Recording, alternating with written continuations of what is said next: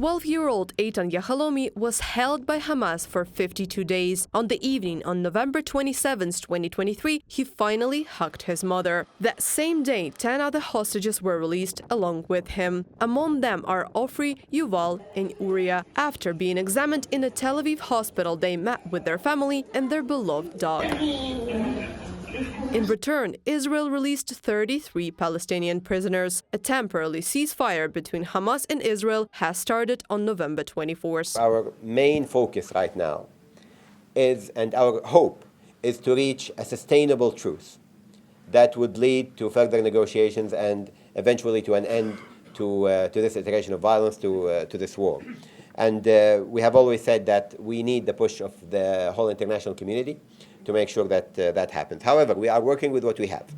And what we have right now is a provision to the agreement that allows us to extend days as long as Hamas is able to guarantee the release of at least 10 hostages from their side. A ceasefire could be the first step towards a political settlement of the conflict, Western politicians say. The ceasefire and the release of hostages have for the first time become a ray of hope that we must seize together. Gaza is the most dangerous place on earth for children, the head of UNICEF said last week. This is a reality. That's why we are doing everything we can to make sure that children can be helped. I welcome that the agreement between Hamas and Israel has led to the release of hostages and the delivery of more humanitarian aid.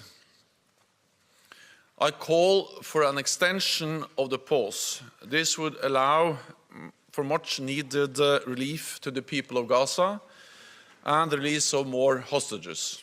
During a ceasefire, humanitarian aid is being delivered to the Gaza Strip: water, food and medicine. However, the Israel Defense Forces emphasize that the ceasefire is temporary and that fighting will resume after it ends. Experts note that Hamas militants are using the ceasefire for their own purposes.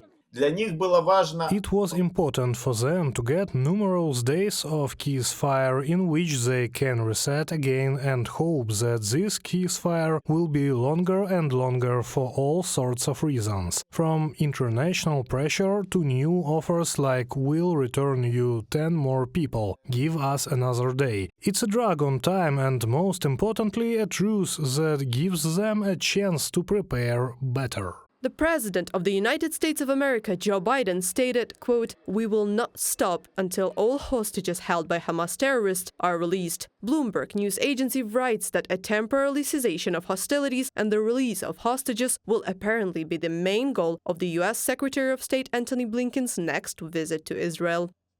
Reported by Anastasia Tarnavska, Nikita Skoblikov, UATV News.